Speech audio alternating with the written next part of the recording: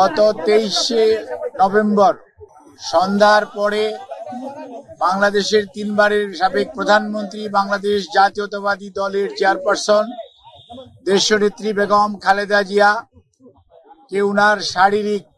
পরীক্ষা নিরীক্ষা এবং উনি একটু অসুস্থ বোধ করায় উনাকে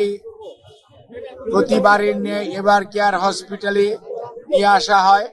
এবং উনার মেডিকেল বোর্ডের তত্ত্বাবধানে কিছু পরীক্ষা করার পর ওনাকে ওই দিন রাত্রে এখানে ভর্তি করা হয়। পরবর্তীতে ওনার মেডিকেল বোর্ড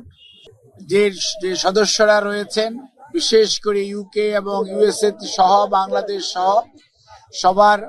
সমন্বিতভাবে আলাপ আলোচনার পরিপ্রেক্ষিতে ওনাকে হসপিটালে বেশ কয়েকদিন রাখার ব্যাপারে সিদ্ধান্ত হয় এবং ওনার আরো কিছু ব্যাপক পরীক্ষা নিরীক্ষা করে পরবর্তী চিকিৎসা কার্যক্রম গ্রহণের সিদ্ধান্ত হয় এবং ওনার শারীরিক যে সকল পরীক্ষা নিরীক্ষা করা হয় সেই সমস্ত পরীক্ষা নিরীক্ষার রেজাল্টের ফলাফলের ভিত্তিতে চিকিৎসকগণ সিদ্ধান্ত গ্রহণ করেন যে উনাকে আরো নিবিড় তত্ত্বাবধানে চিকিৎসা করা প্রয়োজন এবং সেই লক্ষ্যেই গত 27 তারিখ অর্থাৎ 27 তারিখ সকালবেলা ওনাকে ক্রিটিক্যাল কেয়ার ইউনিট বা সিসিইউতে ওনাকে স্থানান্তর করা হয় এবং এখানে professor doctor Shahabuddin Talukdar, professor doctor FM Siddiqui, professor doctor Nuruddin Ahmed, professor doctor Ziaul Haque এবং doctor Zafar Iqbal, professor doctor Abu Zafar Mohammad Saleh, professor doctor Masum Kamal এবং প্রফেসর ডক্টর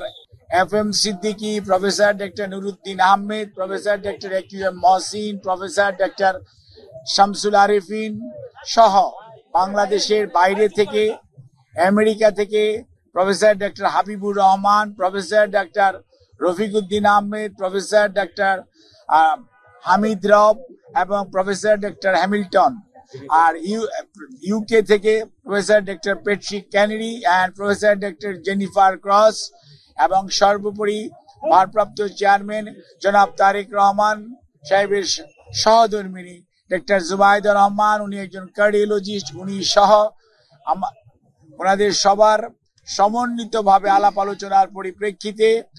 উনার 27 তারিখ থেকে ওনাকে ক্রিটিক্যাল কেয়ার ইউনিটে রেখে চিকিৎসা দেওয়া হচ্ছে এবং ওনাকে 23 তারিখে ভর্তি করা এবং পরবর্তীতে চিকিৎসা কার্যক্রম সার্বক্ষণিকভাবে তদারক করছেন বাংলাদেশ জাতীয়তাবাদী দলের ভারপ্রাপ্ত চেয়ারম্যান জনাব তারেক রহমান।